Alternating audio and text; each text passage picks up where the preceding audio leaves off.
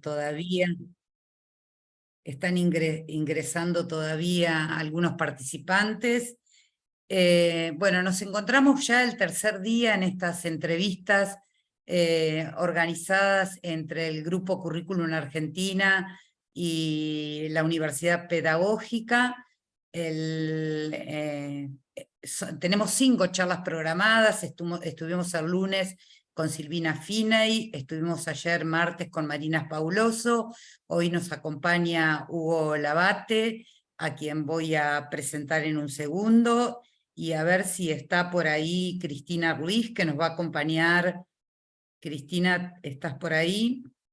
Bueno, cuando se sume, la vamos a sumar a esta conversación que vamos a tener con Hugo, que hoy nos va a hablar de políticas curriculares comparadas. Hugo Labate es graduado de la Facultad de Ciencias Exactas y Naturales de la Universidad de Buenos Aires y especialista en metodología de la investigación por la Universidad Nacional de Entre Ríos. Fue coordinador de los equipos curriculares del Ministerio de Educación de Argentina, consultor en el desarrollo de proyectos educativos internacionales con UNESCO y UNICEF, y asesor a universidades para el desarrollo de programas de mejora docente. Actualmente Hugo es coordinador de proyectos de mejora en el gobierno de la ciudad de Buenos Aires. Ha desarrollado una especialización transversal en temas educativos, diseñando, poniendo en práctica y evaluando procesos vinculados a la capacitación, detección y evaluación de necesidades de conocimiento y de reconstrucción del campo de conocimiento. Buenas tardes, Hugo, y gracias por estar acompañándonos hoy en esta tarde. Buenas tardes para vos, Ana, para los colegas de UNIPE, un agradecimiento por la oportunidad de ponernos en contacto con un montón de colegas. Ahí veo caras familiares. Hola Mercedes Jara, ¿cómo te va? Hola María Laura, ¿cómo estás? Hola Ramiro, que andás por ahí.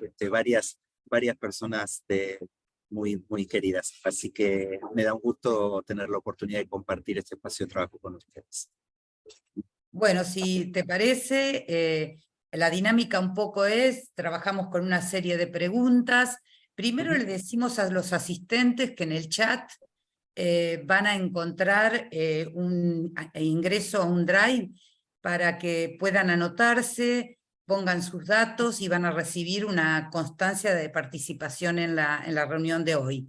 Nosotros desarrollaremos una serie de preguntas, una charla bien informal, ¿no? Y luego los participantes podrán hacer comentarios, preguntar. ¿Te parece que empezamos con esa dinámica? Adelante, por favor. Bueno, en primer lugar, y para empezar de cero, ¿sí? En esta charla, ¿cómo definirías vos el campo de estudio de las políticas curriculares comparadas?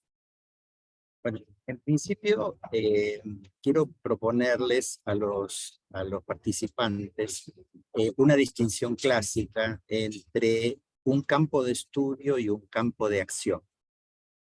En tanto campo de estudio, como preocupados por una descripción de los fenómenos, ¿no? Por entender cómo los fenómenos suceden, por ver si hay reglas que se cumplen de manera más o menos estable. El campo de políticas curriculares comparadas es un subconjunto del campo de la política pública, de los estudios de política pública.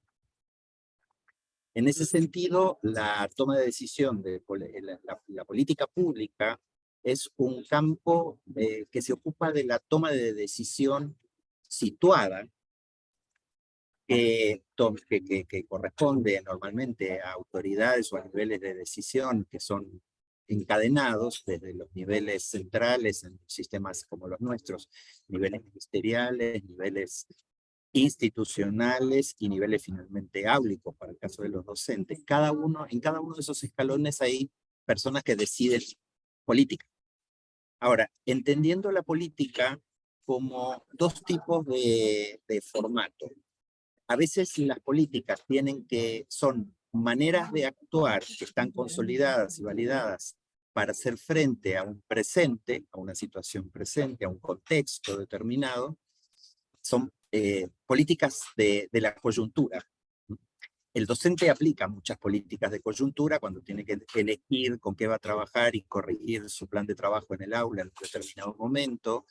Los directivos escolares aplican políticas de coyuntura, etcétera, y las decisiones a nivel de los ministerios también, porque hay emergentes, ¿sí? Las políticas de coyuntura atienden situaciones o en el momento presente.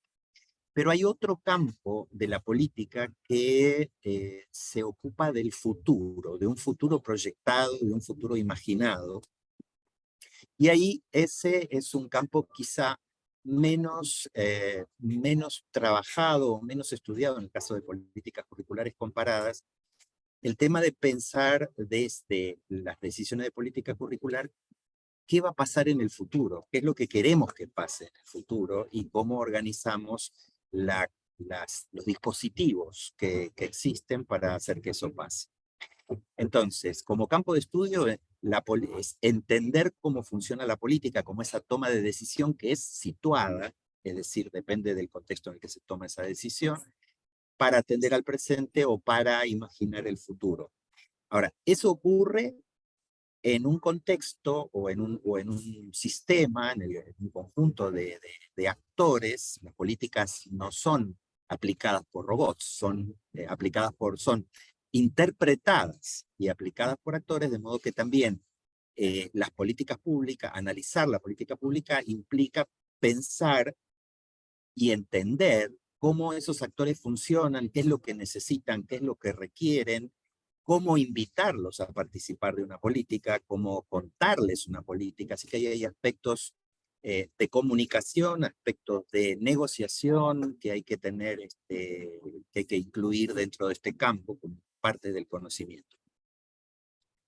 En particular porque en casi cualquier campo donde se toman decisiones políticas, la trama de actores tiene una alta capacidad de formar lo que en el estudio de ciencia política se llaman coaliciones negativas. Es muy fácil decir que no. Es muy fácil juntar gente que diga que no a algo, ¿no? Entonces, dado que ese es un rasgo característico de los sistemas complejos, es parte de la consideración de la teoría política, cómo lograr la construcción de coaliciones positivas, es decir, cómo lograr que los actores se alineen en función de un objetivo compartido. Ahora, esto hay que distinguirlo en todo caso del campo de la práctica, es decir, del político tomando decisiones, ¿no? Como campo de estudio es entender los procesos y la lógica que siguen. Ahora, cuando muchos de nosotros salimos de ese lugar de observar el fenómeno para describirlo y entender sus regularidades, es cuando nos metemos en la acción como participantes de la política pública. Y ahí entonces imperan otras lógicas, ahí imperan lógicas vinculadas con la competencia, el poder, una serie de cuestiones que tenemos que tener en cuenta.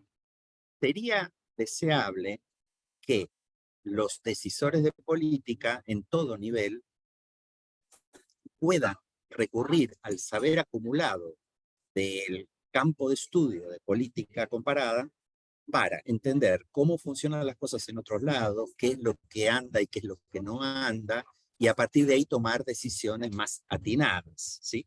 Es decir, esperaríamos que el campo, tanto campo teórico, sirva para alimentar la práctica. No siempre es así, no siempre es así, porque uno de los riesgos que tiene cualquier metodología de educación comparada, y este es un subconjunto de la educación comparada, tiene el riesgo de los espejitos de colores. O sea, ver una política que funciona aparentemente bien en otro contexto y quererla traducir casi calcada a un contexto que no es el suyo. Así que como campo de estudio es un campo muy amplio, implica comparar entre distintos sistemas y entender cómo funcionan en cada contexto esa toma de decisiones vinculadas a lo curricular en sentido amplio. Por ejemplo, cómo se toman decisiones relacionadas y cómo se las implementan en relación con el financiamiento, en relación con los libros, en relación con las computadoras, en relación con los formatos de evaluación estandarizada, en relación con la formación continua, en relación con lo específicamente curricular de la selección y organización de saberes, los modelos didácticos, etc.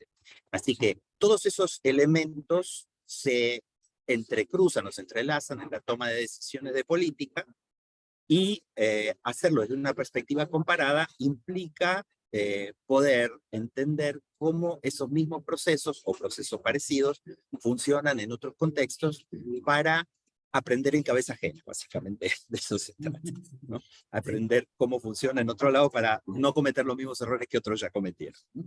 Ahí vamos, Ana. Sí, sí, vos decís esto, ¿no? Pareciera o uno visualiza que es un campo de estudio de poco desarrollo, ¿no? Básicamente en nuestro país, o por ahí uno se le ocurre pensar en que uno compara determinadas políticas, sobre todo, qué sé yo, se me ocurre políticas docentes en el Cono Sur, ¿no? Y que da cuenta de una metodología particular. Pero ¿cuál es, si vos tuvieras que caracterizar la metodología que predomina el estudio de estas políticas comparadas? ¿Cómo la ves? Metodológicamente, a ver, el estudio de política pública es un campo bastante consolidado. Los politólogos se dedican mucho a ese campo. No necesariamente tienen una formación específica en cuestiones de política educativa, ¿no? Si miran más bien a veces la política electoral o la política económica u otras cuestiones. A veces se da el caso de que uno puede encontrar a alguien que tiene formación en ciencia política y que a la vez le interesa lo educativo, y ahí entonces el diálogo se hace un poco más fácil. Pero yo diría que metodologías de investigación digamos, en nuestro caso, en América Latina, son siempre metodologías bastante artesanales. La toma de decisión como proceso, ¿no? El tomar como objeto de investigación cómo se toma una decisión y cuáles son los efectos de esa toma de decisión, cómo se la sostiene en el tiempo y cómo produce o no produce impacto en la realidad. Los paradigmas más clásicos, digamos, del hemisferio norte son paradigmas basados en la evidencia empírica dura. Entonces, ahí, digamos, como metodología, si uno quiere estudiar el efecto de una política pública, tiene que hacer un tipo de estudio metodológico longitudinal. Los procesos políticos son procesos extendidos en el tiempo, ¿sí? Entonces, desde que aparece la necesidad o se visualiza la necesidad, eso se convierte en una, se especifica cómo se pretende resolverlo, se dialoga con los actores para implementarlo, se genera la infraestructura de apoyo, se lleva a terreno y así sucesivamente. Eso es un proceso en el tiempo. De modo que el tipo de estudios son estudios de largo aliento. Es raro que nuestras universidades tengan ese tipo de estímulo para hacer investigaciones de largo aliento, ¿sí? En tanto metodología, entonces, una de lo que prima es la posibilidad, en general se trabaja sobre ciclos más cortos. Por ejemplo, se evalúa la implementación de una política a través de un instrumento de monitoreo. Entonces, desde ese paradigma cuantitativo se encuesta a los actores, se encuesta a los beneficiarios directos, se sistematiza esa información, pero en general esa es una cuestión metodológica de ciclo corto. Permite saber, por ejemplo, niveles de satisfacción del usuario, comillas, ¿no? La palabra, alrededor de cómo lo impacta esa política. Y entonces permite corregir o hacer microcorrecciones de la política si uno encuentra con que hay más oposición o que está generando ruido en el sistema, etc. Pero un buen estudio metodológico es un estudio cual y cuantitativo y sobre todo longitudinal, ¿sí? Que parte, o sea, contempla el conjunto de actores. Primero tiene un mapa, hay que partir de un mapa de actores, si no, no se puede empezar a hacer ningún estudio de política.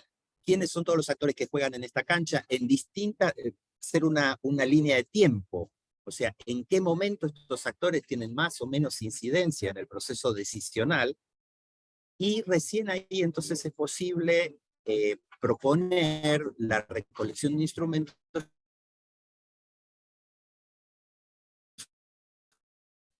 Y A si ver, Hugo, todo estamos está con un bien, problema. si A ver, todo va espérate, bien, al final espera que tenemos tuvimos un un caso de problema de estudio. conexión. O sea, la metodología, a ver, ahora. A Ahí ver, está de nuevo, ¿eh? ahí estás.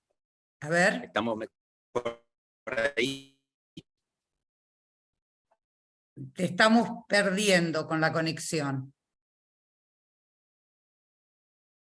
Hola, hola. A ver, Ahora estamos.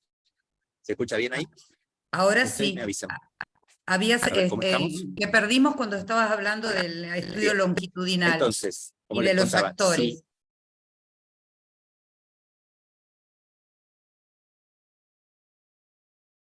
No. Ok. Entonces, si todo está bien, tenemos que tener un mapa de actores claro, tenemos que tener cuáles son las fases o momentos del proceso, desde la concepción de la política hasta la implementación y el estudio de impacto, y si todo va bien, el objeto metodológico que produce esto es un estudio de caso. Así que la metodología más... A ver, vamos a esperar porque justo se... A ver, Hugo, A ver, ¿estamos otra vez? ¿Se escucha bien? ahora estás y parece que mejor conectado. Bueno, Pues, entonces, repito, o perdón, sí. para los por si reitero. Si lo quiero hacer metodológicamente correcto, o metodológicamente útil, tengo que partir de la construcción de un mapa de actores que van a influir en las distintas etapas del proceso. Una idea clara de la secuencia que va a seguir el proceso, es decir, cuáles son sus fases o etapas, la etapa de concepción de la política, identificación o diagnóstico del problema o situación que se quiere modificar, en los diálogos con los actores y las formas en que voy a llevarlo a la práctica, la implementación y el último impacto. Y si todo va bien, lo que tenemos como resultado es un bonito estudio de caso. El objeto narrativo, digamos, que describe todas estas cuestiones es un estudio de caso. Ese es el tipo de metodología más razonable, digamos, si uno quiere aprender de la experiencia de lo que pasó, digamos, a la luz de la implementación de una política. Sí, como vos decís, son estudios, ¿no? De largo tiempo, de mucha complejidad, de mucho costo, ¿no? Para en su implementación. Antes de empezar a hablar un poco de lo que pasa en nuestro país, ¿cómo caracterizarías o describirías vos la producción del campo, de este campo de estudio en tema del mapa internacional, del estudio del currículum en el mapa internacional? Bueno, ahí hay, a ver, mapa internacional es bastante variado, digamos, porque uno tiene que entender los sistemas educativos en función de su historia. Yo diría que por hacer una clasificación un poco apresurada, uno puede encontrarse como con tres tipos de sistemas, tres niveles de desarrollo o de avance de un sistema educativo. Tenemos sistemas educativos maduros, donde hay prácticamente incorporación masiva de todos los estudiantes en edad de escuela obligatoria y con elevadas tasas de egreso, y con niveles de aprendizaje bastante razonables, medidos por alguna evaluación, bien financiados, en países más o menos estables desde el punto de vista político. Después tenemos un segundo estándar, un segundo nivel de desarrollo, que son los países en vías de completar o en vías de desarrollar su sistema hasta llevarlo a este nivel de madurez, como el nuestro, el caso argentino, como la mayoría de los casos latinoamericanos, como buena parte de los países del este asiático, países donde el proceso de desarrollo va formando o va tratando de lograr que todos se escolaricen y de que todos se escolaricen en las mejores condiciones posibles, pero todavía ese es un desafío pendiente. Y en tercer lugar, tenemos los países que recientemente se crearon, o sea, en los últimos 50 o 60 años, recién tienen estatus de país independiente. La mayoría de los países africanos están en estas condiciones. Ahí hay problemas presupuestarios severos, hay problemas de ampliación del sistema educativo, hay sistemas de cuestiones de la formación docente, de modo que mirar la escena internacional quiere decir qué tipo de sistema estoy mirando. Estoy mirando un sistema ya establecido, maduro, con todas sus ruedas en funcionamiento, un sistema en crecimiento, o un sistema que recién está tratando de dar los primeros pasos. Y ahí, si uno quiere mirar el tipo de cuestiones que andan circulando, digamos, sobre la mesa, uno puede encontrar en los países de sistema educativo maduro, uno puede encontrar, por ejemplo, los enfoques empiristas norteamericanos, digamos, con esta cosa del grupo control, ¿no?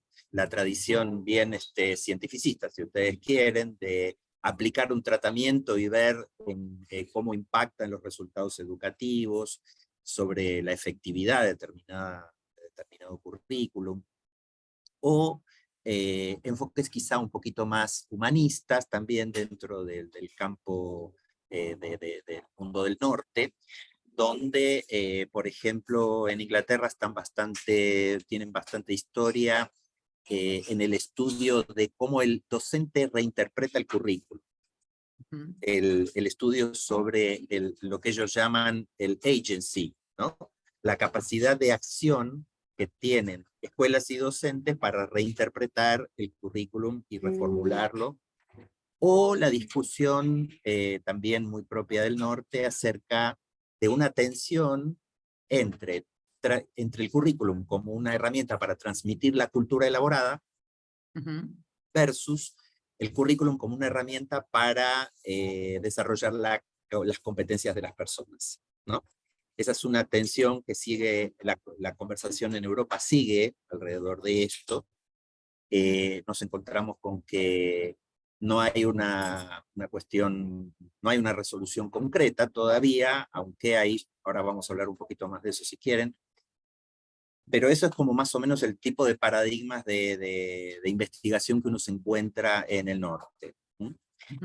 Aparecen ahora algunas novedades también que inciden sobre el campo curricular en cuestiones de investigación, que es, por ejemplo, no sé si llamarlo neoenfoques, pero, o son novedades, digamos, en el campo, que es la inclusión de las neurociencias en el aprendizaje, la inclusión de lo socioemocional en los aprendizajes, es decir, un enriquecimiento, si ustedes quieren, o agrandamiento de la noción de aprendizaje, ¿sí? De aprendizaje escolar. El aprendizaje escolar saliendo de lo puramente cognitivo-conceptual para pasar a una educación más integral, y eso tiene repercusiones sobre el currículo y sobre las decisiones curriculares. En los países en desarrollo, y sobre todo los que venimos de historias coloniales, más cercanas en África y más antiguas en América Latina, las conversaciones pasan por algunas otras cuestiones. Pasan, por ejemplo, por el tema de la equidad, el tema de cómo lograr justicia curricular, pasan por identificar, por ejemplo, qué del currículum que nosotros tenemos es de raíz colonial, pero yo creo que van a hablar un poco más de esto cuando charlen con Ruiz, con Cristina, pero bueno, esa es una mirada un poquito más latinoamericana, una mirada del currículum como posibilitador o no de lograr emancipación de las personas, ¿no? De construir una cultura compartida y de dejar entrar en los saberes, por ejemplo, saberes ancestrales, saberes que corresponden a grupos étnicos marginados, etc. Así que básicamente uno se encuentra con, por decirlo así, con dos grandes tradiciones, digamos, que responden a distintos momentos del desarrollo de los sistemas. En los sistemas más desarrollados, las preocupaciones son qué es lo que funciona, qué es lo que no, cómo funciona más, cómo funciona menos, porque ya tienen logrado ciertos niveles de desarrollo económico y social, y en los países que estamos en desarrollo, las conversaciones son de otro nivel. Voy a agregar un último elemento que es como muy recientemente llegado a la mesa, pero que está empezando a tener bastante ruido en las cuestiones curriculares, y son las cuestiones de sustentabilidad. Aparece bajo diversos nombres: ciudadanía global, sustentabilidad, cambio climático, educación para las emergencias, etc. Hay como una sensación o una percepción de que estamos llegando al límite de explotación de nuestro planeta, y que es urgente construir alguna conciencia en los ciudadanos de que eso es un problema.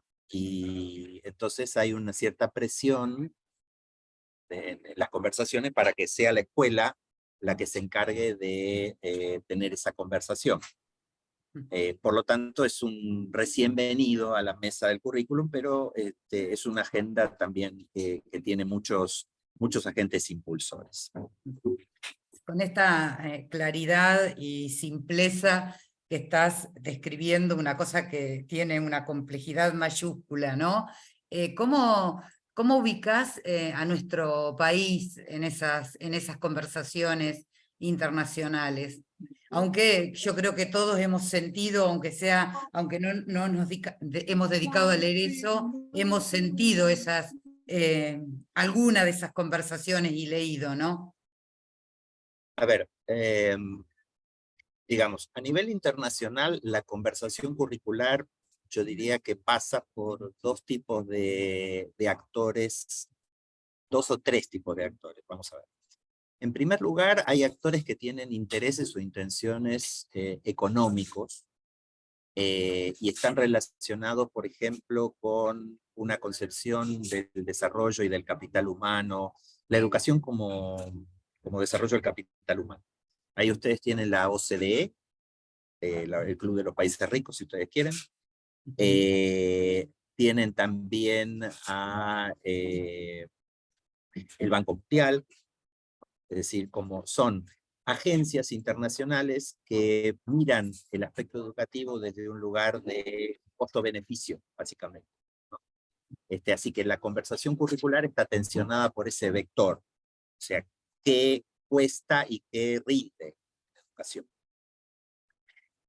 Por el otro lado, otro polo de conversación son los organismos que dependen del conjunto de Naciones Unidas. Básicamente UNESCO, UNICEF y en alguna medida PNUD, agencias, digamos, que tienen algo que ver con cuestiones de desarrollo. El caso de los organismos internacionales, como son todos hijos de la Declaración Internacional de Derechos Humanos, siempre tienen una mirada más de la educación en términos de expansión de derechos, ¿no? Expansión del derecho a la educación, protección del derecho a la educación, y entonces la agenda está quizá menos tensionada por cuestiones de valor, costo-valor.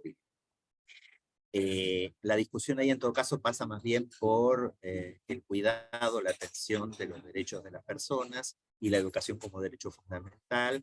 Y en particular el sistema de Naciones Unidas es una respuesta a la Segunda Guerra Mundial, ¿no? Que tiene un fuerte componente de la educación o una mirada del currículum vinculada a empezar a considerar la dimensión global, empezar a considerar la dimensión de la negociación pacífica, o sea, como orientación ideológica.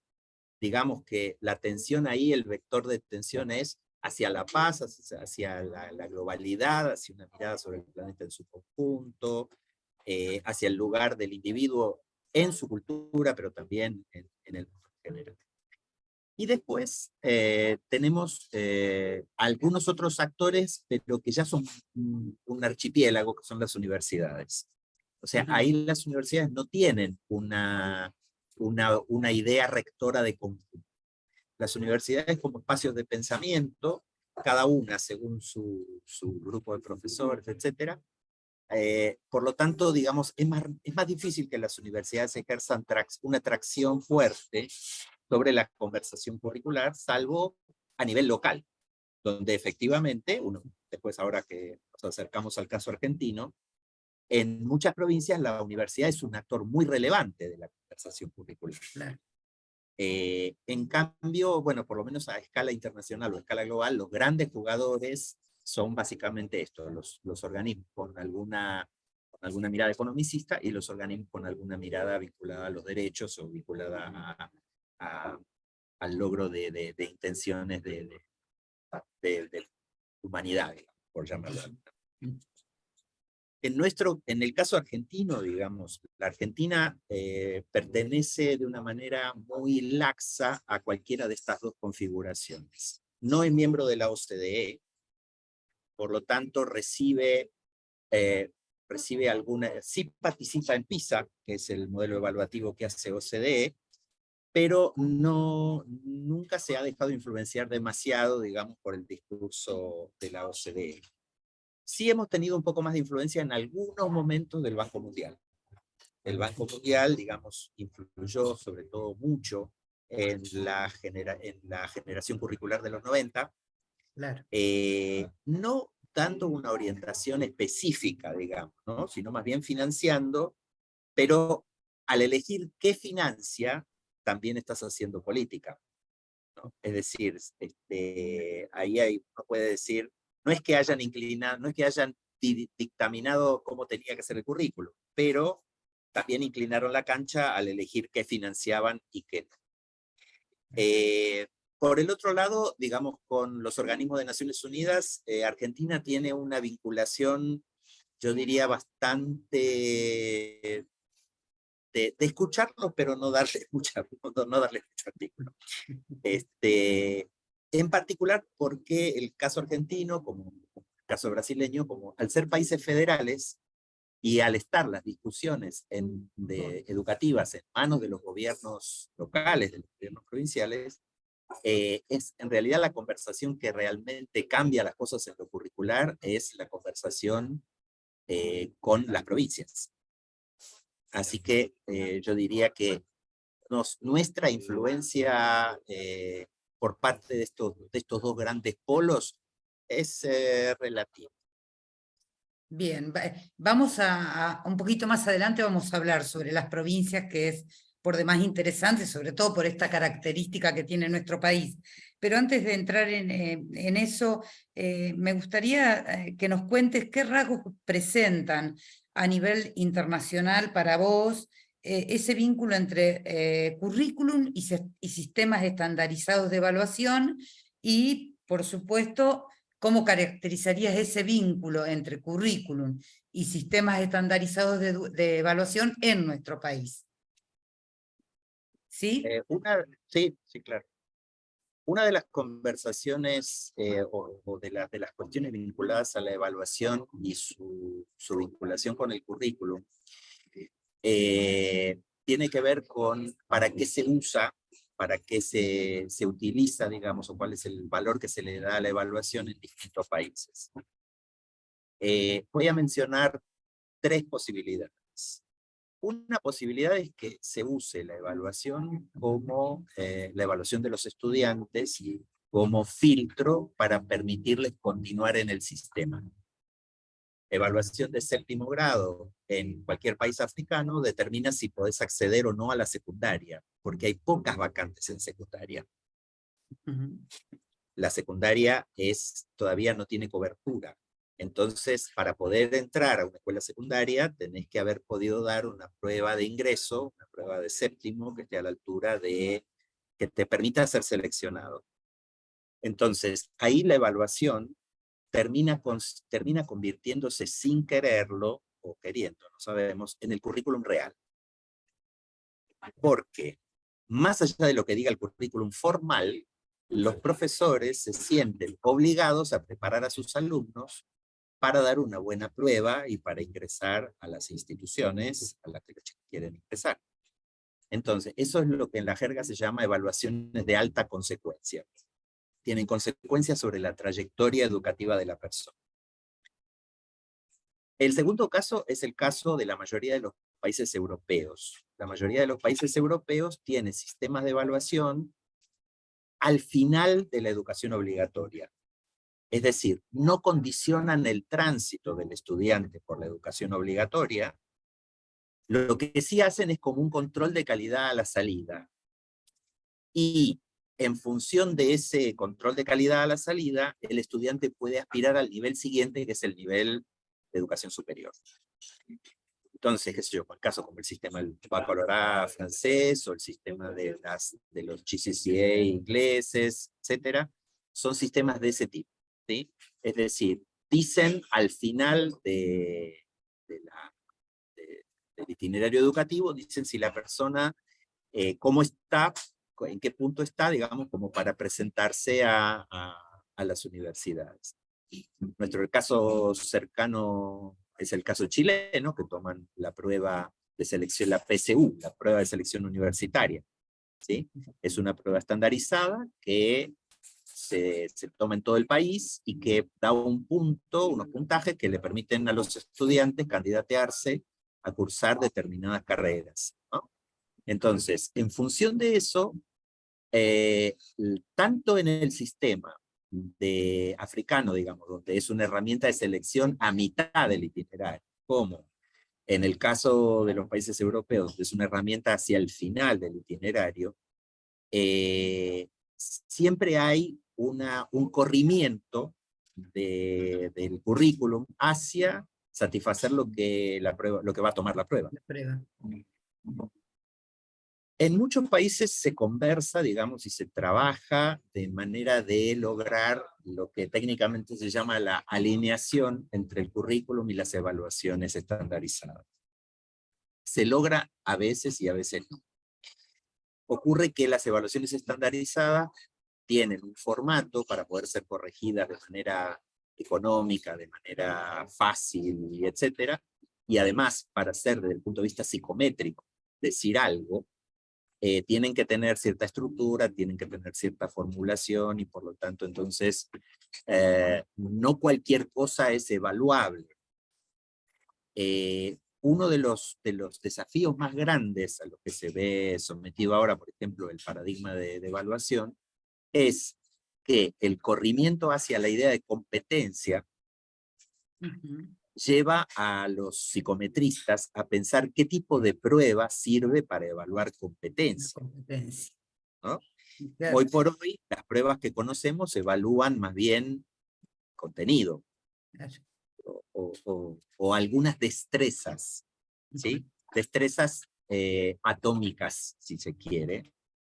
Te referís como a la congruencia entre el instrumento y lo que pretende evaluar. Digamos que ese te estaría siendo el nudo. Ese es el nudo que estamos tratando de resolver, porque si la discusión internacional está empezando a girar acerca de cómo el currículum puede empezar a traccionar no tanto hacia los contenidos, sino hacia las competencias, las evaluaciones se tienen que correr en el mismo sentido. Y el desafío metodológico de crear una evaluación que evalúe de manera psicométricamente sólida la competencia de una persona es realmente todavía no está, es algo en desarrollo. ¿Sí? Está bajo prueba. Hay un tercer tipo de uso de los sistemas de evaluación con consecuencias, que es cuando no tienen consecuencias para el estudiante, pero tienen consecuencias para la escuela y para el docente. Ese es el caso norteamericano. En el caso norteamericano, las escuelas pueden perder subsidios o pueden perder ingresos si las evaluaciones les dan mal luego de 2 años o luego de 3 años. ¿Sí? Entonces, ahí hay también presiones para enseñar en función de la prueba, porque no queremos perder plata. O sea, no hay alta consecuencia sobre los estudiantes, pero hay alta consecuencia sobre los docentes y sobre los directivos. En cualquiera de los casos, el efecto es siempre el mismo. Es corrimiento de lo que el currículum pide enseñar a lo que la prueba evalúa, ¿sí? Y siempre eso hay, por esto que decíamos recién, no, el formato de la prueba no permite evaluar todas las cosas igual, no, pero entonces terminamos siendo que la prueba es un recorte artificial y arbitrario y evalúa un montón de cosas que por ahí el docente no le dio demasiada importancia porque estaba ocupado en otra cosa. Las pruebas, cuando no se usan con consecuencia, como es el caso argentino, tienen como valor la posibilidad de informar al sistema sobre su estado de avance. En ese sentido, uno puede decir las pruebas son, cuando no tienen alta consecuencia, tienen menos impacto en el currículum. Pero para todos los que han participado alguna vez de la construcción de una prueba a aprender o del operativo nacional, el problema que tiene la construcción de las pruebas nacionales en Argentina, particularmente en relación con el currículum, es que son pruebas de mínimo común denominador. Es decir, se hace participar a las provincias y hay una especie como de veto de las provincias diciendo, no, eso en este año nosotros no lo enseñamos, esto en este año no lo enseñamos, etcétera, etcétera. Y entonces la prueba es una prueba de mínimos. Y aún así los resultados son lo que son, ¿no? Entonces, digo, ahí hay que mirar un poquito, digamos, esta cuestión de cómo construimos la prueba nacional en relación con los currículos provinciales, con la realidad de los currículos provinciales, para poder sacar de ahí información.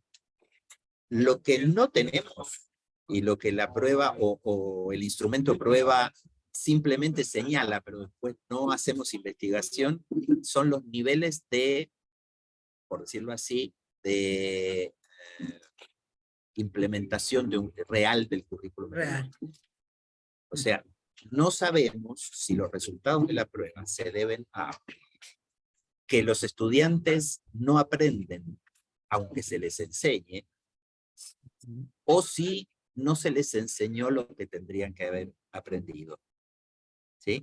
No sabemos si el resultado flojo de una prueba en Argentina dice que los chicos no pueden o dicen que los chicos no recibieron lo que tenían derecho a recibir y obligación de recibir. Esa información las pruebas no las proveen y no hay un trabajo complementario de investigación o no hay una metodología de investigación desarrollada en Argentina que haga esa mirada para saber qué nos pasa.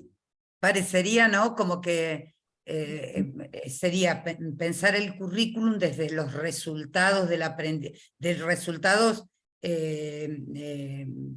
determinados del aprendizaje, sin evaluar las otras variables que entran a jugar en los procesos de enseñanza, ¿no? Mientras vos hablabas, está bien que yo te pregunté por las pruebas de aprendizaje. Algo que nos comentes sobre evaluación de docentes, porque nombraste el caso chileno, ¿no? Algo que nos puedas, si bien no es el eje de nuestra charla. No, a ver. Pero, ¿sí? A ver, la evaluación de docentes es una cuestión bastante áspera en líneas generales, porque siempre se corre el riesgo de que usemos esos resultados para culpabilizar a alguien, ¿no? Entonces, ante el temor de que los resultados se vayan a usar para culpabilizar a alguien, muchas veces ocurre que los gremios docentes plantean, digamos, serios reparos a la idea de una evaluación docente. Yo más bien que plantearlo en términos de evaluación docente, yo diría procesos de acompañamiento docente. O sea, tomarles prueba a los docentes no me dice nada, no me dice nada. Lo que sí puedo hacer es observar sus clases, acompañarlos en sus clases, sugerirles cosas para la mejora, pero tomarles prueba me dice mucho. O sea, yo no sé, un profesor o un maestro de primaria, digamos, puede tener en una prueba, ¿qué le puedo tomar? Puedo tomarle dominio de algún contenido curricular concreto. Eso no me garantiza que lo vaya a saber enseñar bien. Enseñanza, claro. Puedo tomarle teorías sobre la educación y puede ser que repita bonitas frases del libro, pero que a la hora de la enseñanza tampoco le funcionen. O al revés, que no me puede escribir nada, pero que cuando lo pongo en la cancha es un docente de excelencia. Entonces, ahí el tema yo diría más bien que si yo digo que evaluación docente es tomarles prueba, estoy errando un poco por lejos. Sí, estaría muy bien que pudiéramos hacer un proceso de retroalimentación de la tarea docente, que se supone que es trabajo del director o del asesor pedagógico, pero que lamentablemente entiendo que no ocurre con demasiada frecuencia. En términos de, entonces, ir a mirar su clase, hacerle un apoyo, etc. Hay países donde este proceso se hace con los países asiáticos tienen una metodología bastante interesante, que son grupos de pares. O sea, se llama Lesson Study, estudio de clase de aula, y entonces es un grupo de profesores estable que se van rotativamente visitando en sus aulas. Y entonces al final de la visita le hacen una devolución, ¿sí? Y entre ellos pueden charlar y conversar acerca, yo lo enseño de esta forma, a mí me sirve más hacer tal cosa. Es un tipo de estrategia formativa de mejora docente que produce muy buenos resultados, por lo menos en los países donde se lo aplica. Pero realmente evaluación docente, Claro. yo no creo que una prueba, entre comillas, sea razonable, digamos. No creo que aportaría Que mucho. pueda aportar alguna información válida No, en términos de currículum, ¿no? Sí. no. Bien, bien, Así es. gracias.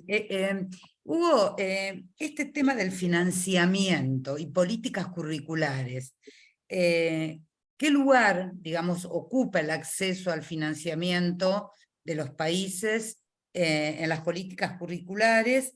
Y si podríamos hablar de algún mapa internacional de esta relación. Mira, a ver, hablar de plata siempre es difícil. Este, Y ¿no? que, pero que no Sobre siempre es todo, cierto que eso garantiza todo, ¿no?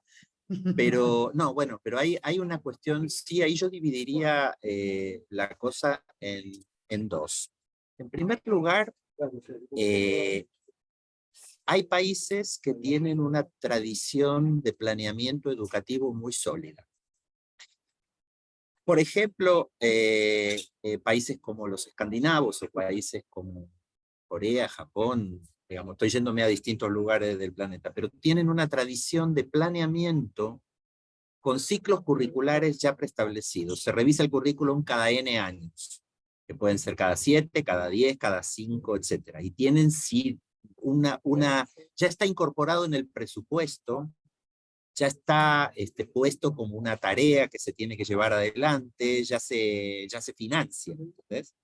Entonces, ahí el problema, en todo caso, es que para que haya financiación, a ver, lo voy a decir en castellano, la plata sigue a las ideas. La plata sigue a las ideas. Si hay ideas, se puede conseguir la plata. El asunto es que a veces la función de planeamiento, es decir, la función ministerial de educación, de decir, queremos llevar la política educativa hacia tal lugar, tenemos un crecimiento demográfico repartido de esta forma, queremos fundar entonces oportunidades educativas o ampliar las oportunidades educativas acá, acá y acá, y esto nos va a costar tanto, y queremos avanzar hacia un modelo formativo que sea más contextualizado, lo que fuera, digamos. Alguna política en relación con los logros educativos que vos querés tener, eso si está bien formulado y si tiene unos objetivos claros y si está bien especificado, el financiamiento, entonces tenés argumento para convencer al ministro de Economía, que normalmente es un señor complicado, Estamos otra vez con un problemita de de que te otorgue conexión. el financiamiento. Ajá. Pedir plata por pedir plata no funciona. Ahora, pedir plata en relación con un plan concreto suele funcionar mejor. Entonces, en países donde hay más tradición de planeamiento educativo, hay más acceso al financiamiento. La otra cuestión es, yo creo que hay que hablar en educación de los beneficios económicos de la educación. Nosotros tenemos que poder tener una conversación seria acerca de qué significa para el desarrollo del país tener una población bien educada. Si porque hablar del valor económico de algo implica inmediatamente la cancelación porque nos volvimos neoliberales, tenemos un problema. Tenemos un problema. Yo creo que hay que poder poner sobre la mesa que para el desarrollo de un país es necesario el desarrollo de su gente. Y para eso hay que invertir en el desarrollo de su gente, ¿no? Entonces, me parece que esa es una conversación también en la cual tenemos que manejar un poco los sesgos ideológicos y poder, no es simplemente que por ser la educación nos merecemos más dinero. O sea, hay que mostrar que efectivamente contribuimos de una manera concreta a que a todos nos vaya mejor. Y esa es una conversación a nivel de la política que siempre se descuida. Entonces, convencer a la sociedad, y convencer, por lo tanto, a sus representantes electos y convencer a sus funcionarios de que inviertan en educación lo que corresponde y que la financien como corresponde, implica que también nosotros podamos hablar del valor agregado que genera la educación. Bien, bien. Una conversación pendiente, que no es para esta tarde, ¿no? Sí. Sí. Hugo, nos interesaría que describieras en perspectiva federal, hablamos un poco del mapa internacional, también de lo que está pasando en nuestro país en esas conversaciones. ¿Qué análisis se puede hacer de las provincias argentinas en relación a la producción de sus diseños curriculares y de los actores que han participado en esas producciones? A ver, ¿qué tenemos? Si hacemos, a ver, en la perspectiva federal, si hablamos un poco, haciendo un poco de historia, lo que podemos reconocer son dos olas. Una ola relacionada con la Ley Federal de Educación, la ola de los 90, y una ola relacionada con la Ley de Educación Nacional a principios en los 2000. La primera se apoyó en un diseño acordado federalmente, que fueron los CBC, los contenidos básicos comunes. La segunda se apoyó en los NAP, que es el equivalente también acordado federalmente. Como ustedes probablemente se acuerden, los que tenemos más canas en la cabeza, el pase de CBC, de los CBC y de la estructura de la ley federal a los NAP tenía que ver con que los CBC estaban organizados por ciclo, mientras que los NAP están organizados por grado. Hubo una decisión ahí que tenía que ver de política federal, acordada federalmente, de que había que lograr una facilidad, una mejor facilidad de pasaje de los chicos entre, si se quería mudar de jurisdicción, y además garantizar cierta justicia educativa, porque si no podía pasar que en una provincia determinados contenidos se enseñaran con menos intensidad o más tarde o más temprano que en otra. Así que eso es un poco la herencia, lo que supimos conseguir hasta ahora. La primera etapa, la etapa de los 90, nos agarró tratando de construir diseños curriculares en un proceso inédito, porque fue un proceso participativo. O sea, se invitaron a expertos disciplinares de las diferentes provincias para un escenario de acuerdo federal, para lograr convergencia, etcétera. Fue la primera vez que un diseño curricular se hacía de manera compartida, de manera de trabajo discutido. Y la primer tanda de diseños curriculares tuvo, por lo tanto, un cierto nivel, podríamos decir, los diseños curriculares de fines de los 90 tuvieron una impronta que podríamos decir, eran todos bastante parientes, ¿no? Salieron todos bastante parecidos, ¿no? porque se fueron cocinando, digamos, en reuniones federales. La segunda ola, la ola que tuvo que ver con los NAP fueron construidos federalmente, pero luego cada provincia interpretó los NAP y los convirtió en diseños curriculares en un diseño, en un proceso que ya no fue federal, fue jurisdiccional. Entonces, a partir de los NAP, curiosamente, que buscaban una mayor convergencia, se generaron diseños curriculares jurisdiccionales que son más diferentes. Es un efecto de contrasentido, ¿no? Eso tenía que ver también con desarmar la EGB3, ¿no? Dado que algunas provincias prefirieron dejar el séptimo en la primaria y otras provincias volvieron a remontar el octavo y el noveno, subiéndolo a secundario, y así entonces tenemos se amplió la diversidad. Curiosamente se buscaba una mayor coherencia y se amplió la diversidad. Esos procesos, entonces, de construcción curricular dejaron de ser federales para pasar a ser jurisdiccionales, y ahí, en cada jurisdicción, podríamos decir que hubo historias muy diversas. Por ejemplo, hubo jurisdicciones donde se dio mucha participación a los actores, y eso demoró la construcción del currículum.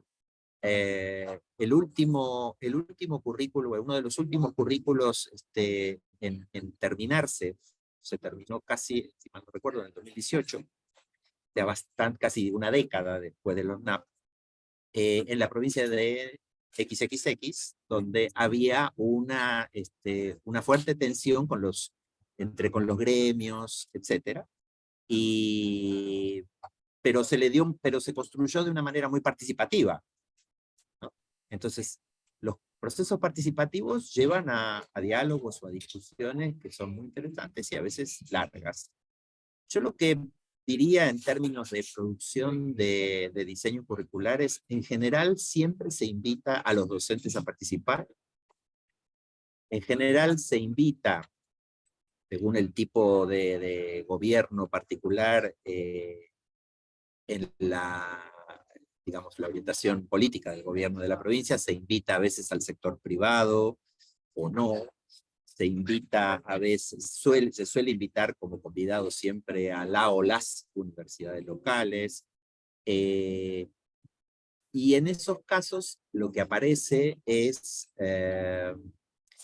no siempre, voy a tratar de decirlo con cariño, no siempre los equipos técnicos de las provincias tienen la habilidad de hacer que los actores que uno invita a la mesa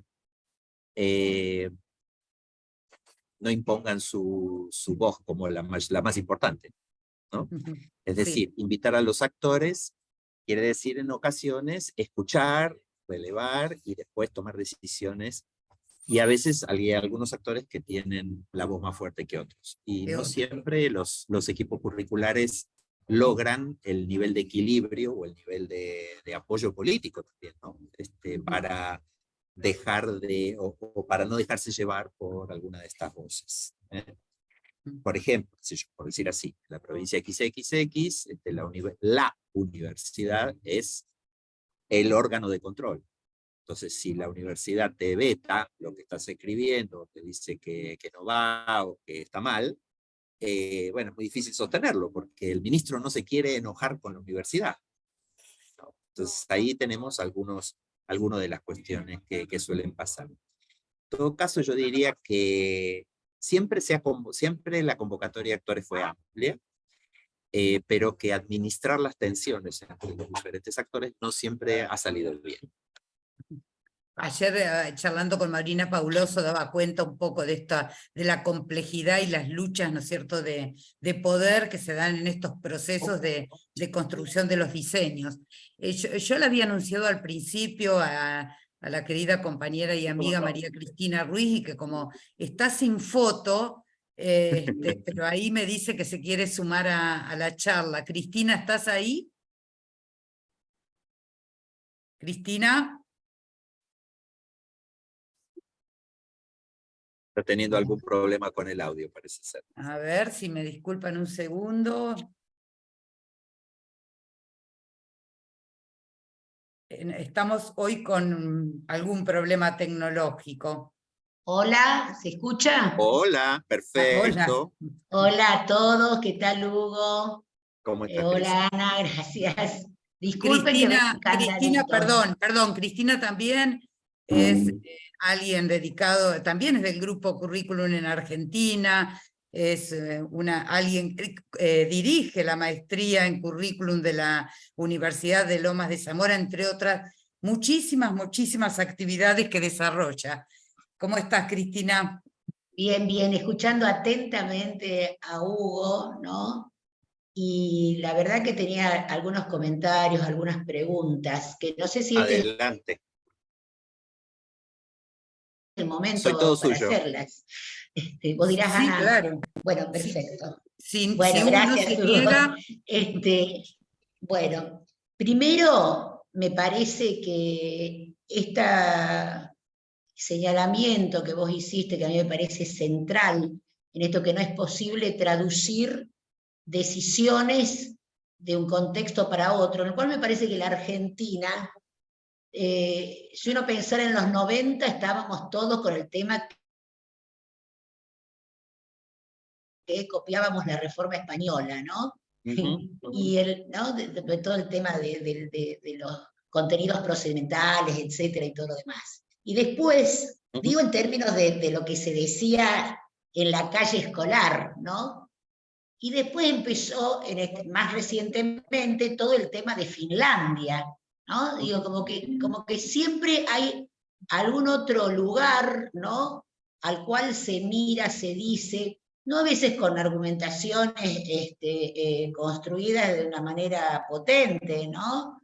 Digo, y Sí, eso me parece un sí. señalamiento muy importante de tu parte, ¿no? A ver, en relación con lo que vos decís, Cris, hay que pensar que nosotros, nuestra tradición como sistema educativo ya empezó cuando Sarmiento se fue a Estados Unidos a mirar el sistema norteamericano normal, ¿no? Es decir, tendemos a comprar algunas cosas porque, Claro, no sé, claro. nos resultan exóticas o interesantes. También se habló de la matemática de Singapur, también, etcétera, ¿no? Es decir, cada tanto aparece una nueva moda y los medios de comunicación, que son uno de los actores centrales, pero raramente invitados a la discusión curricular, a veces tienen un poco ese sesgo. Y yo creo que una de las cosas más interesantes al trabajar en cuestiones comparativas y sobre todo en cuestiones de diseño y desarrollo curricular es pensar en el aspecto comunicacional, cómo se lo contamos a la sociedad y cómo invitamos a los comunicadores sociales a moderar su discurso. Porque si el señor periodista quiere poner que, ay, qué horror, nos fue muy mal en la evaluación de matemática, y en tal país las cosas son maravillosas, yo creo que esa es una conversación mal encarada, ¿no?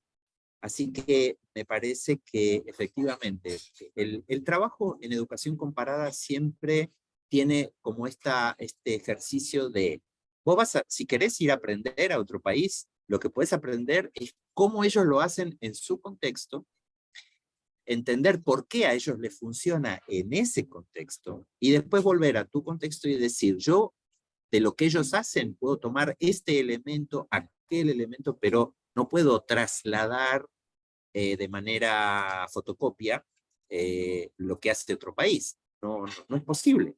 Digamos, los contextos son diferentes, las formas, las tradiciones son diferentes. Así que para mí es siempre muy importante tener en claro que no hay así un modelo, no se puede copiar en educación. Bien, y siguiendo, por supuesto, creo que una categoría que tenemos que trabajar en profundidad en las distintas escalas de los niveles de comprensión curricular es justamente la de contextualización, ¿no? Lo otro que me pareció así fuerte, ¿no? Esto de asociar a evaluación alta consecuencia o baja consecuencia, ¿no? Cuando en realidad cualquier definición de evaluación siempre dice que es para la toma se dice que es para la toma de decisiones, ¿no? ¿No? Entonces, digo, ¿cómo poder, y pensaba en todos los esfuerzos en términos de definiciones de políticas curriculares, ¿no? Desde los NAP, los currículos prioritarios y todo eso, serían, según tu criterio, algunos requisitos para que pudieran tener alta consecuencia en ese nivel, ¿no? Digo, ¿no? Porque ¿qué pasa? ¿Qué pasa con eso? A ver, cuando hablamos de alta consecuencia, siempre lo planteamos en términos de lo que le cuesta al participante, digamos, al que es evaluado en este caso, en términos de lo que le puede costar en su itinerario educativo. Hay una penalización, digamos, si yo te tomo una evaluación que define si podés seguir o no adelante en el sistema, si podés entrar o no a la universidad que querés, etcétera, es una evaluación que de alguna manera te premia o te penaliza. Entonces, es para la toma de decisiones. Lo que pasa es que la decisión te pega un palazo por la cabeza o te abre la puerta y te deja pasar para ir a jugar. Cuando uno la piensa a la evaluación no como un instrumento de control, sino como un instrumento de política, que de esto estábamos hablando. En ese sentido, la evaluación tiene que brindarme la información necesaria para tomar mejores decisiones. Y ahí yo acuerdo contigo. Y te diría, en ese caso, el asunto es, ¿cuáles son los modelos evaluativos que me dan más información para corregir una política curricular? Los modelos evaluativos estandarizados tienen como beneficio, digamos, o como rasgo, tienen la reproducibilidad, la serie histórica, una base empírica, digamos, tienen un rasgo interesante, Ahora, no necesariamente son los mejores métodos para darme la información que quizá yo necesito para ver si mi currículum está adecuado al contexto de mis alumnos, si el currículum es lo suficientemente ambicioso, si el currículum enseñado coincide con el currículum prescripto, ese tipo de información, la evaluación tal como la evaluación psicométrica estandarizada no me lo dice. Y los institutos, los organismos que se encargan de hacer evaluación, es como que tienen casi toda su energía volcada en este tipo de evaluación según parámetros estandarizados, y el resto de la investigación que hay que hacer, el resto de la evaluación más contextualizada, más de aplicación, no tienen ni financiamiento ni visibilidad política. Entonces, yo creo que ese es un tema pendiente. Lograr compatibilizar la evaluación estandarizada psicométrica que me permite de un plumazo saber ciertas cosas, con una evaluación más longitudinal, una evaluación más contextualizada, y esa segunda mitad hoy por hoy no está existente. Me parece que yo comparto que vos tocaste una cuestión que para mí es central, en términos, porque tocaste también la escala institucional, y ahí pusiste la figura de la conducción educativa. Y creo que ese es un lugar como para poder repensar y resignificar todas estas cuestiones que vos estuviste planteando, ¿no? Inclusive estas otras cuestiones, cuando yo te escuchaba esto de la visita, ¿no? Esta cosa, estoy pensando entre las visitas interpares, ¿no? Esto de que los docentes iban. Entonces pensaba cómo también traducirlo en términos más cotidianos y no en términos de grandes titulares. Otra cuestión de que también se dice la evaluación como proceso colectivo. Ahora, desagregar eso en la cotidiana institucional ¿no? Y contextualizadamente, ¿no? Estoy juntando ambas cuestiones, ¿no? Digo, como proceso colectivo, atendiendo al contexto institucional, al contexto local, etcétera, y todo lo demás. Creo que eso ahí lo tenemos que profundizar más, ¿no? Nos interpela un montón. Y la última cosa, se me ocurrieron un montón, pero bueno, tenemos un tiempo, y como bien dijo Ana, se abren como para varias conversaciones, ¿no? Cuando vos planteaste cuando fue la reforma de los 90, y vos decías que, bueno, que hubo como un diseño más federal, te voy a provocar, Hugo, porque yo siempre pensé que el alcance enorme que había tenido eso había sido porque hubo una decisión en términos de política curricular nacional, que fue repartir los CBC, publicar los CBC y redistribuirlos hasta en el último rincón de nuestro país. Un material que en realidad era para que lo usaran las jurisdicciones. Es decir, los CBC como selección de contenidos llegaron primero que el trabajo que tenían que hacer las jurisdicciones. Y creo que eso provocó o empujó otras cuestiones.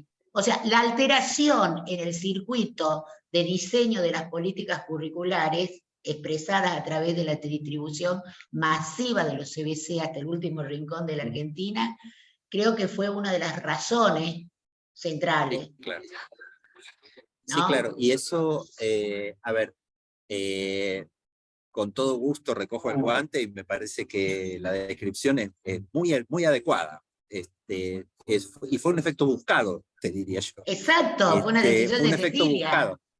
Sí, exactamente. Fue un efecto buscado porque tenía que ver con lograr acelerar los plazos y los tiempos de la reforma y generar a la vez como un campo semántico compartido. O sea, que la gente a la hora de hablar, o sea, si queremos que los docentes se sienten a pensar el currículum de la provincia de Formosa o de la provincia de San Luis, necesitamos que los docentes tengan a mano el parámetro nacional. Pero es cierto lo que decís, ahí hubo una decisión completamente pensada de saltearse ese paso, ante lo cual las jurisdicciones legítimamente dijeron, bueno, pero pará, por un lado me estás diciendo que tengo que hacer los diseños curriculares yo, y por el otro lado estás tirando por la cabeza del sistema unos contenidos.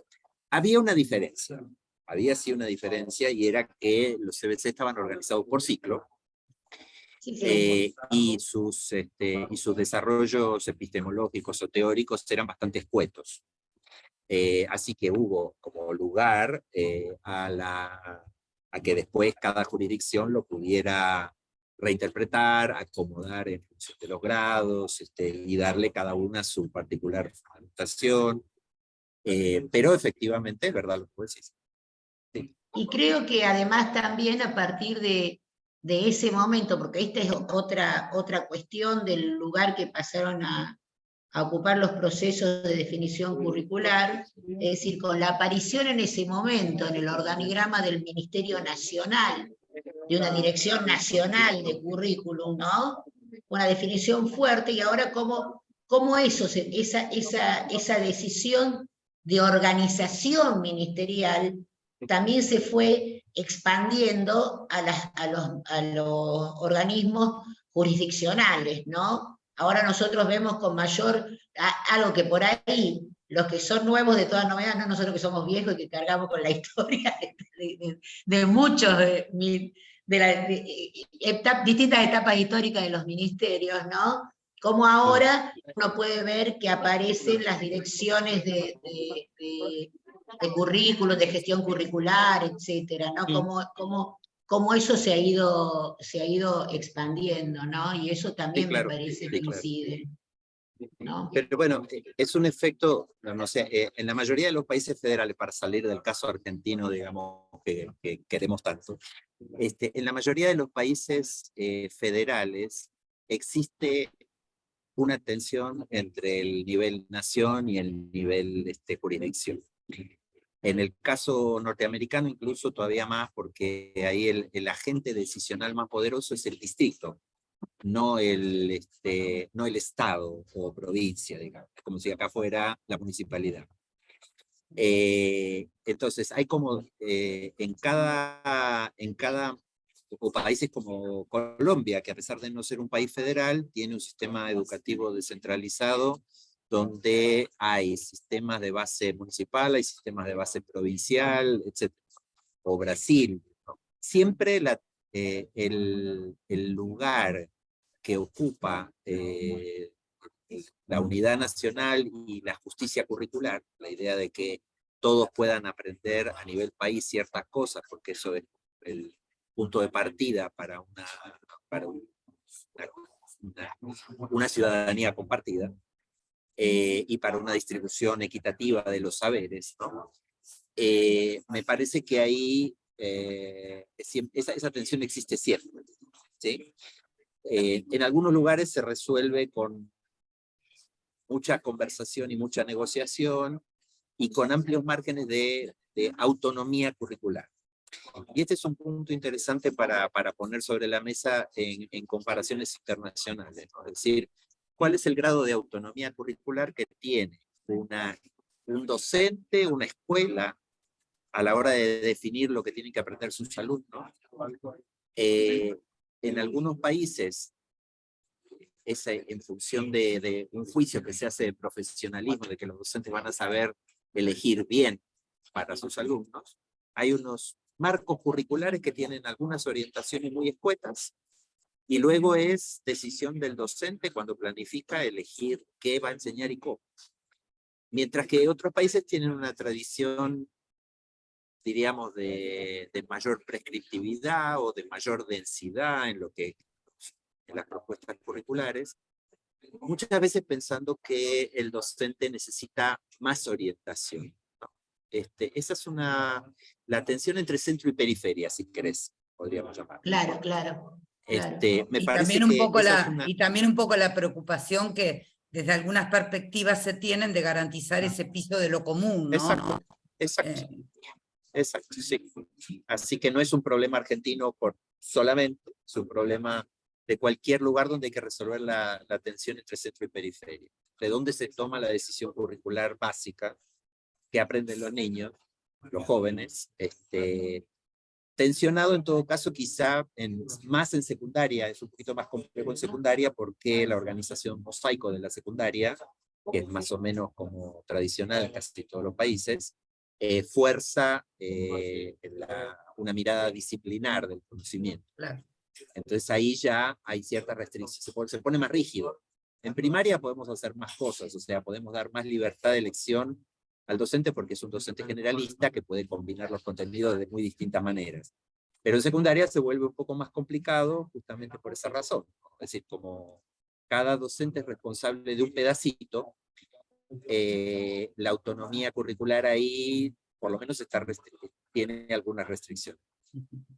Mira, respecto a esto, a mí me parece lo que estás tocando un tema muy central, esto de la autonomía de los actores, hasta dónde, etcétera, y todo lo demás. ¿Por qué lo planteo? Porque en realidad a mí me parece que los procesos de consulta deberían tener procesos previos para que la consulta, lo voy a decir muy sencillamente, muchas veces, la mayor parte de las veces, con una gran frecuencia, cuando uno consulta a los docentes, sobre todo de secundaria, acerca de qué transformaciones curriculares debiera haber, la respuesta es más horas para la materia que dan. ¿No? Entonces, digo, y a veces me parece que se les hacen preguntas como si fueran expertos en currículum, y no en expertos en su práctica. Con lo cual, yo digo, si yo voy a hacer determinado tipo de preguntas y no garanticé un proceso previo, ¿no?, de herramientas conceptuales que posibiliten que los docentes, porque por supuesto yo estoy convencida que los docentes pueden expresar opiniones con fundamento, pero que para eso se requiere también asegurar, ¿no?, que hubo otro tipo de discusiones que le permitieron salirse de esta cuestión meramente de solicitar más tiempo, ¿no? Digo, me parece que la categoría consulta, en términos de políticas curriculares, no sé cómo será eso en otros países, ¿no?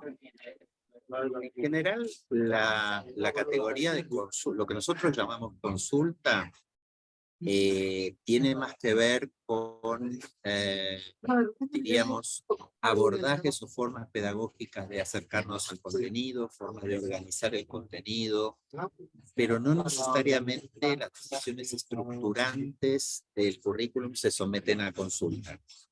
Porque si fuera así, las cosas tienden al statu quo. Cada uno quiere más para su propio molino. Claro. Y creo que ahí hay un equilibrio de política curricular donde las decisiones estructurantes, por ejemplo, en el caso de secundaria, cuáles van a ser las áreas de conocimiento y cómo se va a repartir el tiempo entre ellas, y si se va a dejar espacio para trabajar por proyectos, o si se va a dejar espacio para trabajar de manera no asignaturista, qué sé yo. Esas decisiones no se someten a consulta. Esas decisiones son decisiones de diseño, ¿no?, que en todo caso se someten a otro tipo de filtros. Se someten, por ejemplo, a si son viables económicamente. Por ejemplo, Claro. si se someten a decisiones, son discusiones sobre si eso se puede implementar o no en un lapso determinado. Es decir, sobre factibilidad, pero en eso no se consulta a los docentes. En lo que sí se consulta a los docentes en particular es, por ejemplo, si esta cantidad de contenidos resulta razonable para este bloque horario, si estos contenidos son potentes, cuáles de estos contenidos son más potentes para los fines de la educación que pretendemos, ¿no?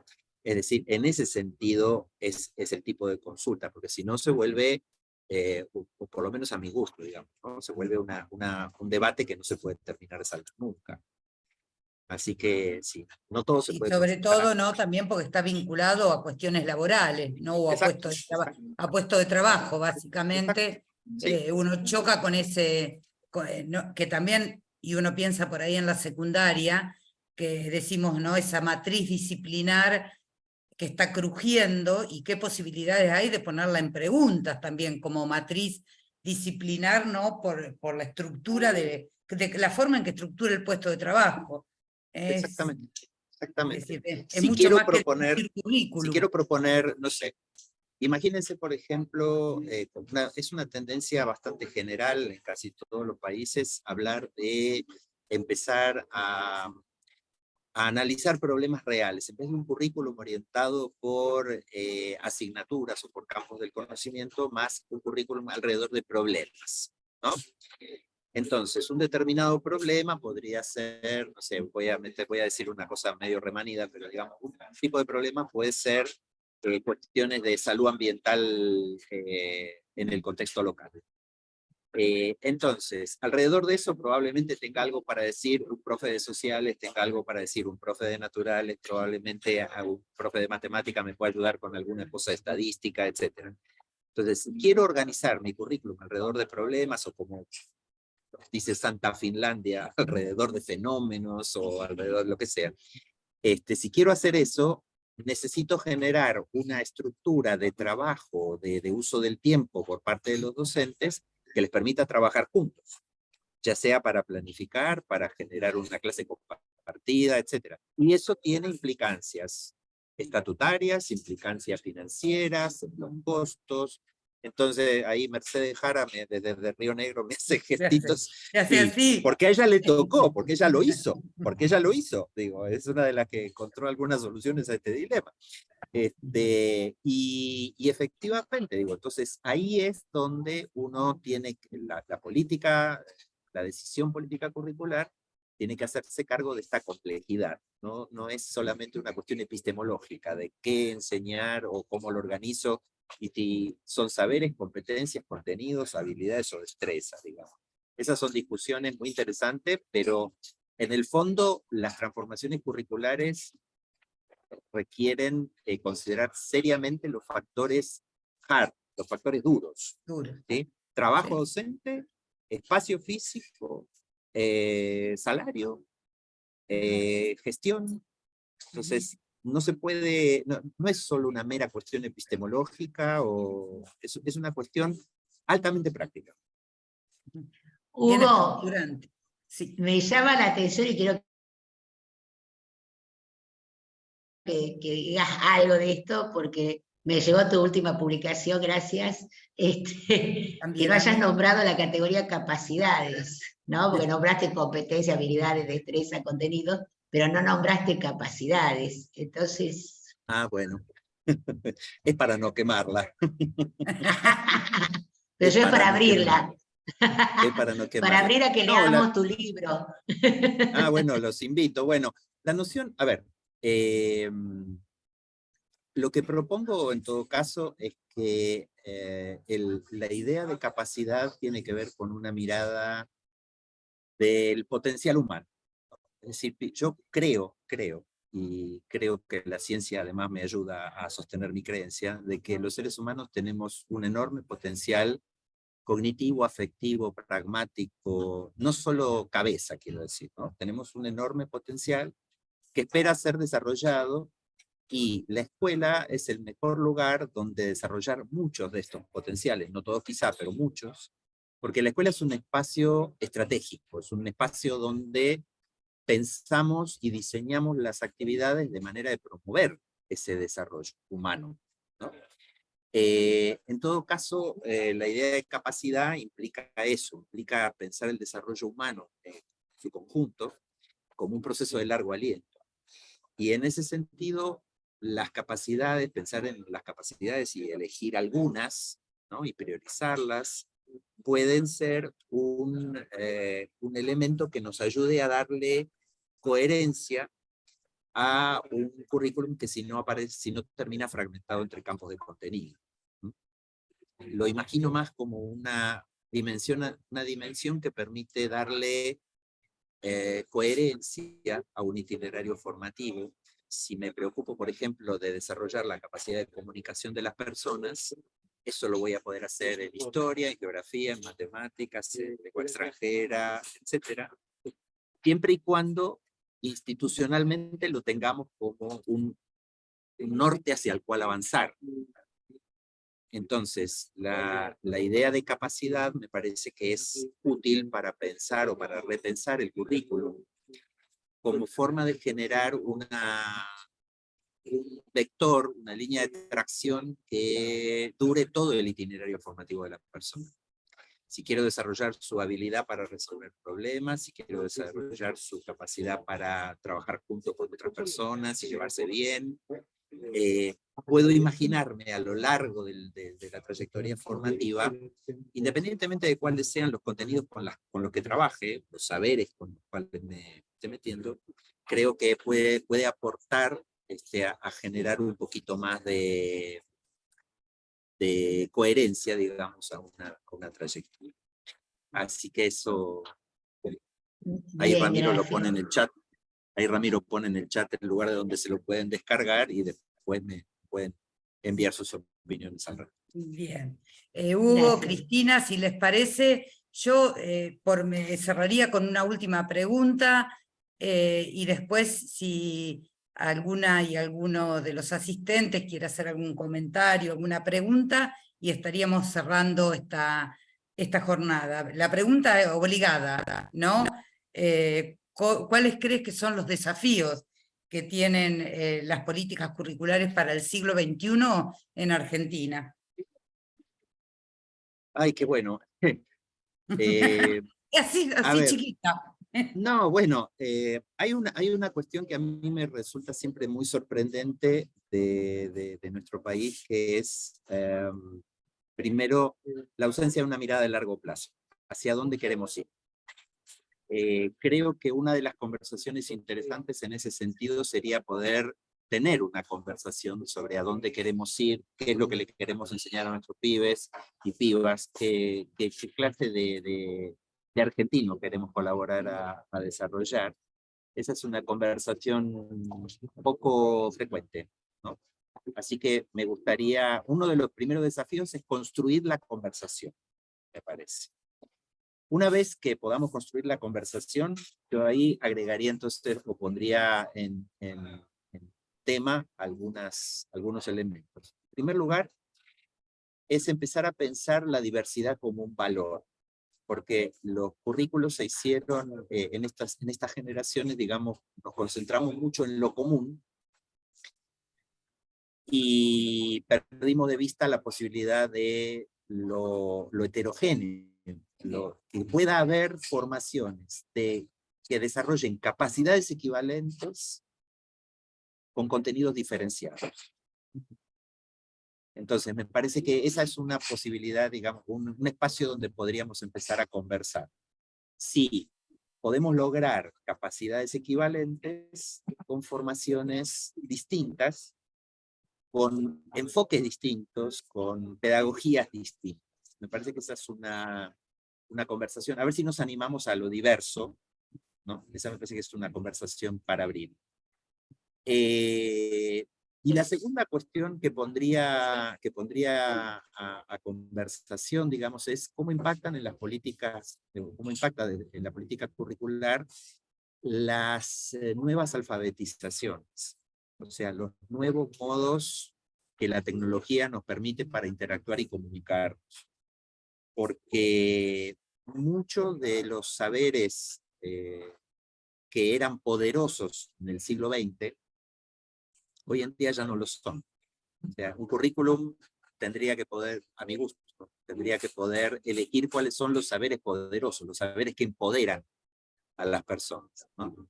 Y en ese sentido me parece que estamos un poco oxidados, ¿no? Es decir, no hemos vuelto a pensar cuáles son los saberes que empoderan a las personas en este siglo XXI, donde hay un atravesamiento de la tecnología que es medio tremendo, ¿no? Desde la inteligencia artificial, desde los sistemas de datos, qué sé yo. Me parece que son dos cuestiones que están por lo menos para poner sobre la mesa, si es que primero nos decidimos a sentarnos a conversar qué clase de sujeto aspiramos a formar. A formar, sí, verdad, verdad. La verdad que un placer, Hugo, ¿eh? Bueno. A ver, para no retrasarnos mucho más en el tiempo, quien quiera intervenir directamente levanten la mano, le damos la palabra, alguna pregunta, algún comentario. Si no has dejado todo clarísimo, Hugo. Hago lo que puedo. No estoy viendo. No sé si me permiten hacer un comentario. Buenas tardes. Sí, cómo no. Buenas tardes. Soy Mónica Camargo, soy de la Universidad Católica, de la Pontificia Universidad Católica del Perú. Me encuentro en Lima. Muy interesante la presentación del doctor Labate, muy interesante, y las opiniones de la doctora María Cristina Ruiz. Los he escuchado atentamente y me puse a reflexionar respecto de todo el tema de las políticas. Y nos ponemos también a pensar en el marco, bueno, me pongo a pensar en el marco peruano, con algunas situaciones y algunas limitantes que hemos tenido nosotros para poder descentralizar este currículo que muchas veces se ha pensado, digamos, desde los gobiernos centrales o desde la capital, con una mirada de repente más disminuida, más limitada respecto de las provincias. Nuestro Perú tiene mucha diversidad cultural. Encontramos gente, digamos, de las zonas altoandinas, encontramos en la misma capital personas que viven, digamos, con todos los servicios, pero también encontramos personas que viven alejados, en zonas rurales, ¿no? Entonces, no en zonas urbanizadas y en zonas de riesgo incluso, y también tenemos un componente, digamos, de las comunidades nativas amazónicas. Entonces, creo que en nuestro currículo todavía le falta mucho, no digo en el currículo como documento, sino a las personas que gestionan, como muy bien dijo el doctor Hugo, las personas que están tomando las decisiones desde romper un poco la mirada centralista e ir a distintas comunidades para poder atender a estas necesidades. Y justo ahora, como creo que ustedes saben, están en me parece que desde el día de ayer en Brasilia hay una conferencia respecto de la Amazonía, ¿no? En estos países que tienen esta Amazonía, en algunos casos, discúlpenme que sea tan sincera, pero es tan sorprendente como algunos representantes dicen mucho discurso, hay mucho discurso, pero en la acción realmente quedan muchas cosas en el tintero. Entonces, creo que todavía tenemos tareas pendientes para nosotros los curriculistas respecto de esta justicia curricular a la que muy bien hacía mención el doctor Labarthe. Muchísimas gracias. Gracias Mónica por tu participación. Bueno, Hugo, creo que ya estamos finalizando nuestra tercera jornada del grupo de currículum. Ahí nos están por chat agradeciendo, saludando. Nos quedan 2 charlas pendientes. Mañana a las 15 horas con Silvia Morelli sobre formatos curriculares, y el viernes sobre didáctica y currículum con Daniel Feldman. Así que a vos te saludo, te agradezco un montón, nos seguimos cruzando y al resto los esperamos, ¿sí? ¿Querés despedirte, Hugo? Los saludo entonces a todos los colegas aquí, a los conocidos y a los menos conocidos. En todo caso, para dejar una última línea a pie de página. Necesitamos imaginar una educación para este siglo XXI. Eso tiene un componente curricular, pero también tiene un componente de organización, un componente gestional, un componente afectivo incluso. Y la verdad es que ese es un diálogo que necesitamos promover. No se me ocurren cuáles pueden ser las maneras, pero me parece que en nuestras conversaciones con decisores de política, yo creo que plantear sobre la mesa la necesidad de este diálogo, de mirar hacia adelante, podría sernos de utilidad como país. Claro que sí, claro que sí. Bueno, gracias a todos y nos estamos viendo muchas gracias. mañana a las 15. Muchas gracias. Muchas gracias. Chao, chao. Gracias. Muchas gracias. Gracias. Gracias.